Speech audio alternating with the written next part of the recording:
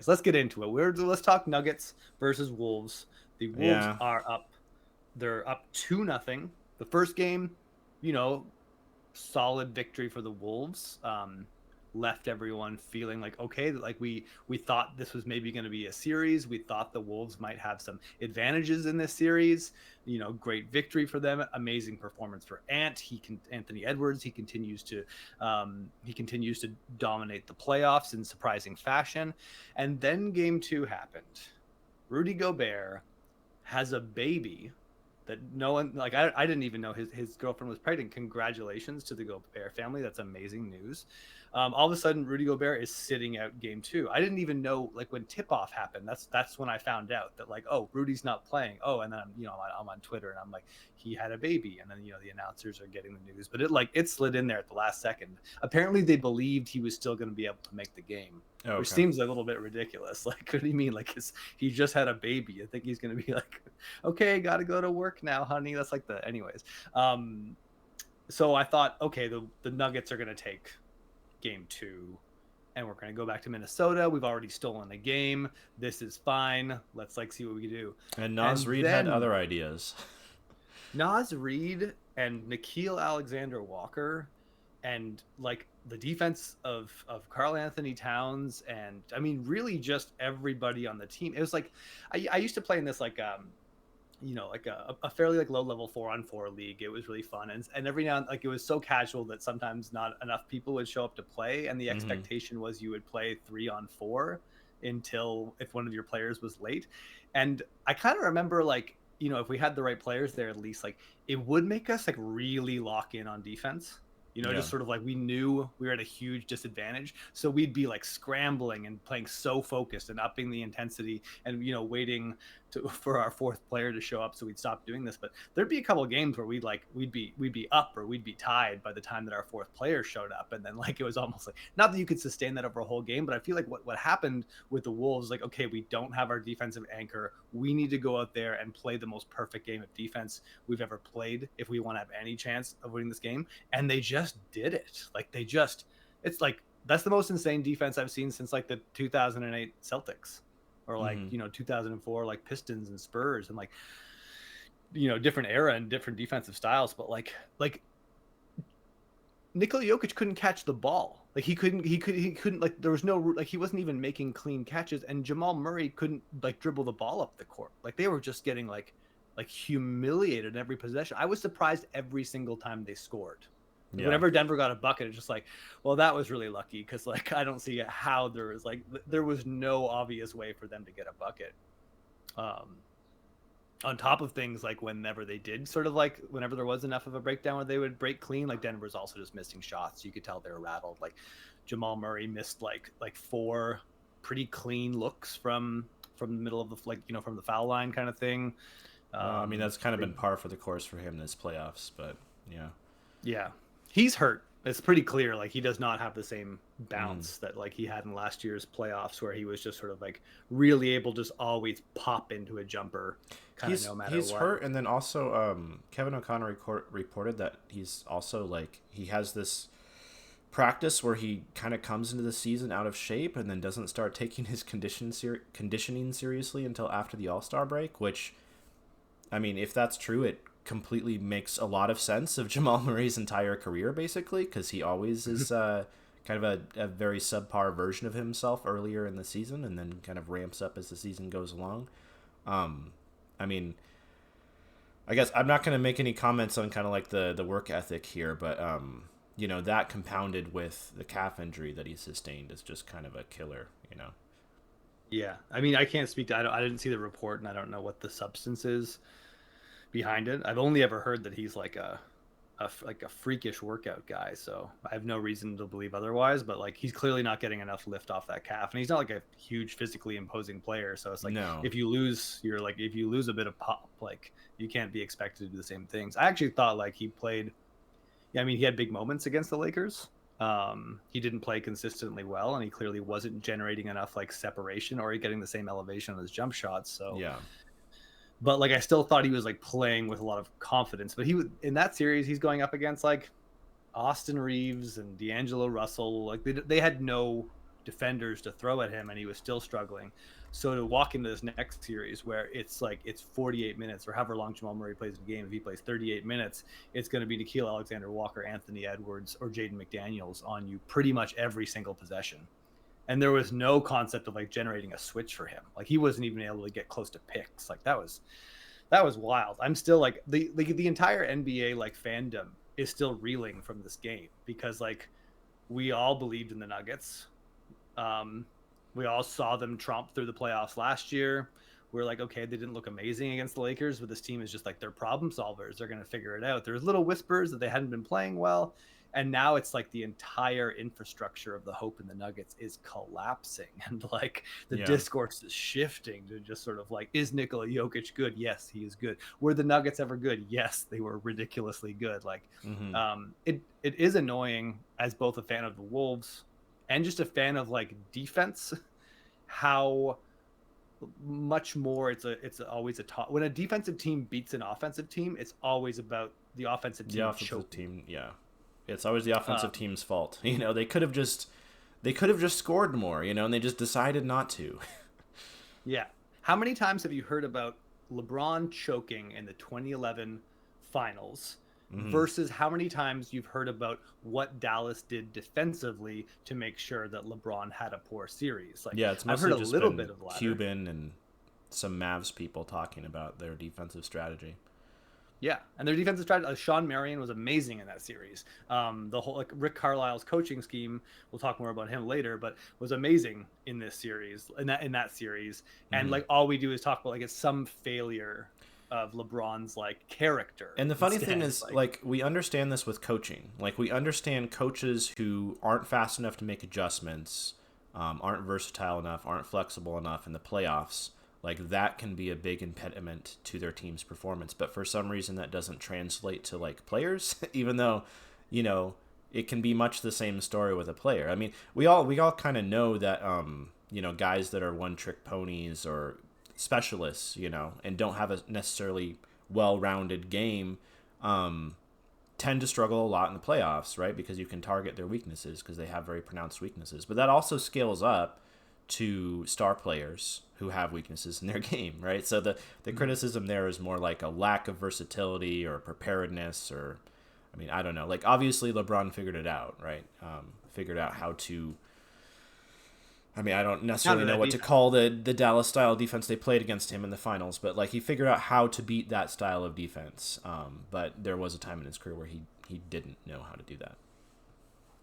well, they had. I mean, the Heat had to figure it out, right? Because the Heat basically had to get him into scoring, like into better scoring positions, Yeah. and take away the strat. Also, like they didn't have to play that Mavs team again, but they did have to play against very good defenses, and the Heat completely reinvented themselves in 2012 when Chris Bosh was out for a while, and they found a very different way to use LeBron in a high usage role, but also involved him getting off the ball and ducking in and finding ways to mitigate paint protection. But anyways, like not to lean too heavy into that series, but the point is like I wasn't watching game 2 and being like, oh, the Nuggets suck.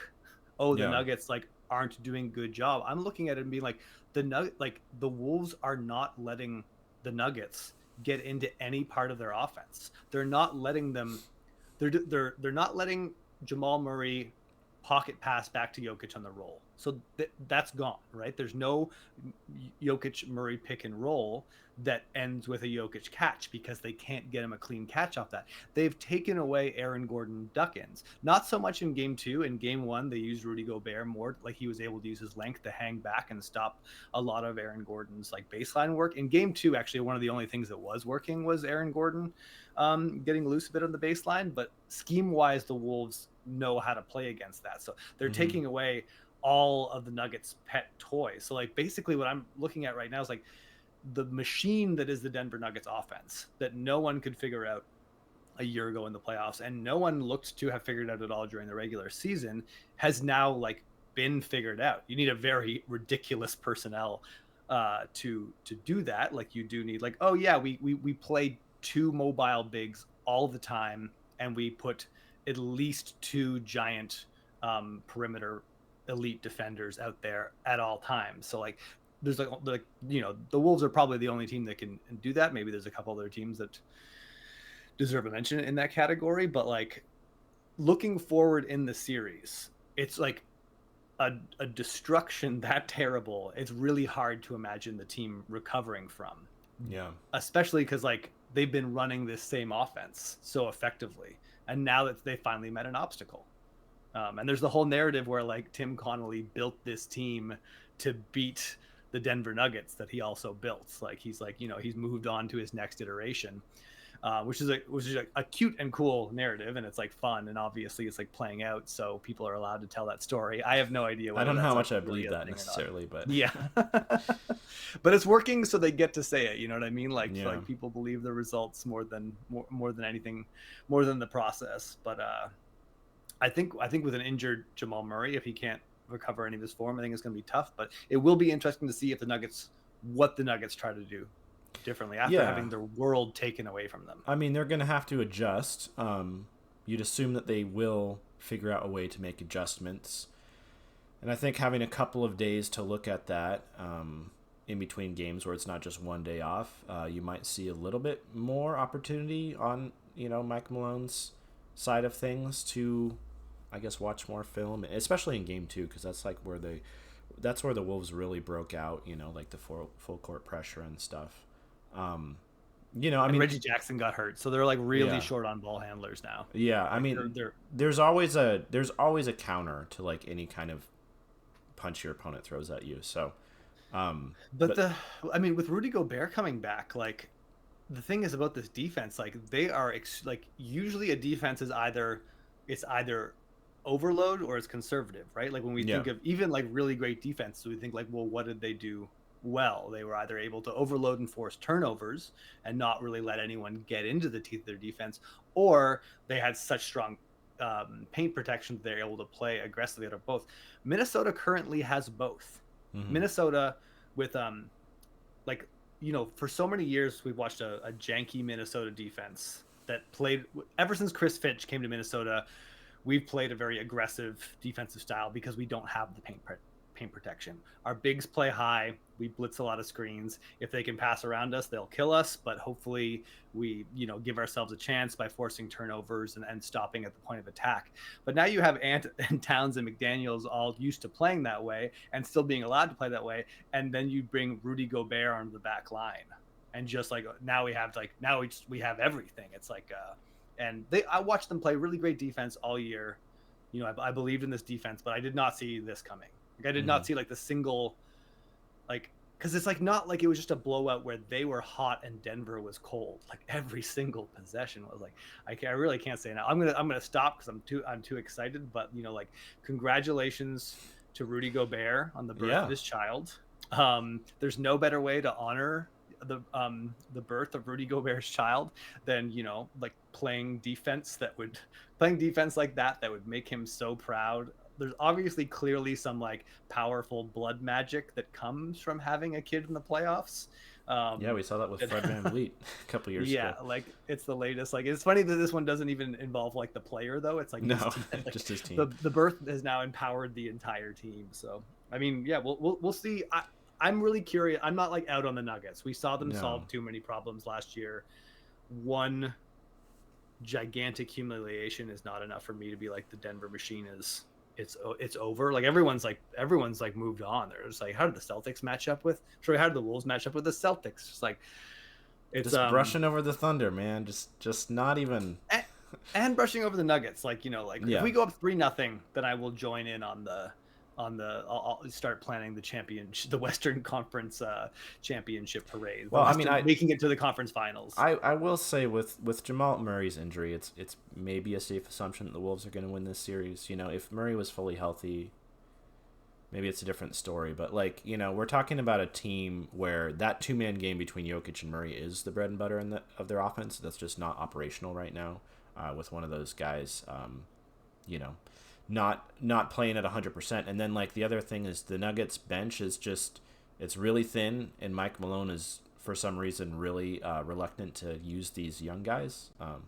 Even though I get it, like they don't have the veteran savvy and maybe the offensive IQ to like make the right decision on every single moment of every single possession, but like at the same time, Like they just really need a Peyton Watson out there to just like survive defensively. Because like I think the Wolves defense is so good that the Nuggets, even though they'll score more than 80 points in Game 3, I would assume, but like there is kind of a hard ceiling on their offense. So in order to have a chance in this series, they're going to need to stop the Wolves to win some of these games. And I don't really see it. Like Mike Conley was just, the second the defense switched to Ant, Mike Conley was just ducking to the rim and like getting lay-ins. Yeah, Or it was like low key an embarrassing defensive or performance Nikhil was as just well. getting like wide open corner threes. Like, I mean, the Wolves don't have the most dynamic offense in the world, but if you just give them like awesome shots in every possession, like they're gonna score a lot. Yeah.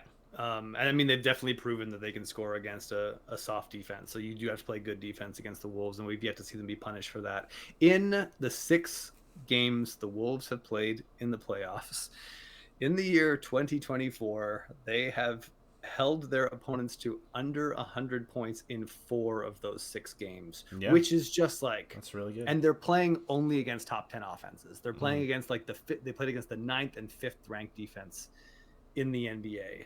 And it's just like, it's I don't know, you just have to, I'm like just very wide-eyed what's happening. My only question for series?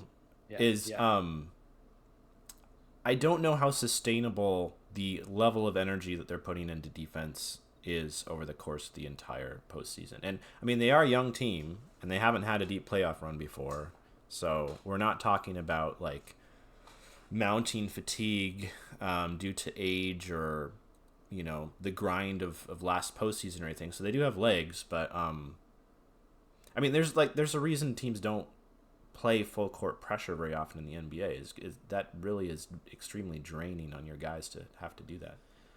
Except like their main pressure guy is Nikhil Alexander Walker, who's playing Right, and he's not a 26 starter. minutes a game. So Like the thing is, like the Wolves go the Wolves basically go eight deep.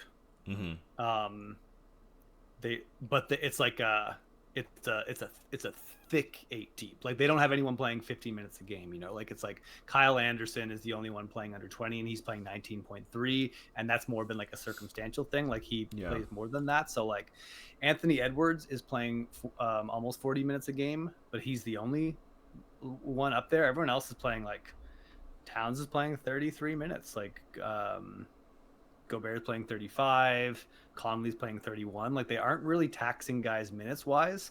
And again, like the pressure amps up specifically when Alexander Walker comes off the floor. They're not even getting, like, they do use Jaden McDaniels in that role, but they do also play him a little bit more conservatively on defense. So I think that, to me, that seems sustainable because of where it's coming from. This is like a young team with a really, really solid, Draymond Green, like, even though I think, he runs his mouth and he says a bunch of stuff and not all of it's like as smart as some of it is, but like, I do think he had a good point about like, we don't talk enough about like, players 4 through 6 or 4 through like, he says like, he's like something like that. I forget where he drew the line, but he's like, championships aren't won like always by your 3 best players. It's like, how much better is your, like, 4th to 7th best player than the other teams? Because like, that's like, if that's the case, if you've gotten this far, you probably have some pretty good best players, right? And it's like, and as fans and media, we like to say like, who's got the best player in the series? That's a major advantage, and it definitely is. But like, if the back end of your rotation a lot though. Yeah, I've seen the best player in the playoff series lose a lot. I mean, yes, you're probably going to win more often than you lose if you have the best player, but that's no means a guarantee. You know what? Basically, every time there's like an all-time great player on a really awful team, he loses the playoff series. Yes. Like, and unless it's like a historically easy conference, you know what I mean? Like some of those LeBron runs to the East, those Cavs were vulnerable. Probably would have been beat by a good opponent earlier, sort of thing. The Kevin Garnett Timberwolves, or like it didn't matter that, like, if Kevin Garnett was ever the best player in the series, they had no chance in any of those. Like, we've seen that plenty. The crazy Kevin thing Durant. Is this season particularly, we should understand that the 3 through 6 guys or the 4 through 6 guys or however you want to number them are super important because the Boston Celtics just had the third greatest net rating in NBA history, in large part because they maybe have the greatest 4 through 6 in NBA history on their Yeah, team. yeah, So yeah. That's a really good point. And I think a big like just kind of zooming out for a second because I do want to celebrate this a bit. Just like in the we spent the whole season we were all forced to talk about and listen to the Lakers, the Warriors, the Suns, these famous yeah, players on these teams trying to figure it out. And they all of those teams had stretches where they looked like, you know what, maybe if they can play their very best basketball, like maybe they have a chance. And the whole year, the Oklahoma City Thunder and the Minnesota Timberwolves were just really good the entire season. Basically just the entire season they played consistently high quality basketball, and all the numbers and all the eye tests told us these teams are way better than these teams that might not make the playoffs. Like, mm-hmm. and we didn't, and no, and everyone just kind of like just thought that was boring, I guess, because it was more fun to be like, what could LeBron do in his age 40 season? What could Steph Curry do? So it's like a win for small market teams. Just like Denver, Oklahoma City, and Minnesota finishing atop that conference, but then it's also like these teams are good and well built, and Mm-hmm. they have cohesive identities that they reinforce every night. And all those other teams, like, they weren't really that serious. Like, there's nothing ever like serious about the Phoenix Suns. They never figured out all the things that you need, and they got swept. It wasn't like they went out in a blaze of glory or showed us some signs that maybe they could have like done something with the circumstances were slightly different. Like, they just got sent home like a team that wasn't supposed to be here.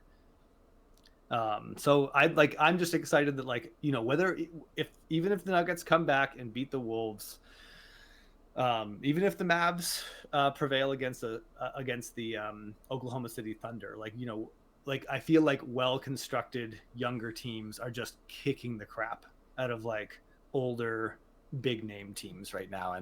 And as the kind of fan I am, I'm just ecstatic. Like, this just like things are just I've never had a I've never had a season just go my way like this before. Like, And I would actually go a step further, and this is going to sound strange to say because I'm saying this about like veteran teams in praise of young teams, but I think this is also kind of a win for like kind of high IQ teams.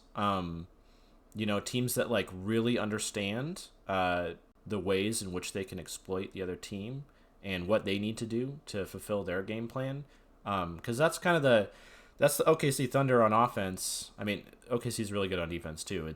That they're hardly a one side of the ball team, but especially in offense, you see this, and you definitely are seeing this now with the Timberwolves on defense.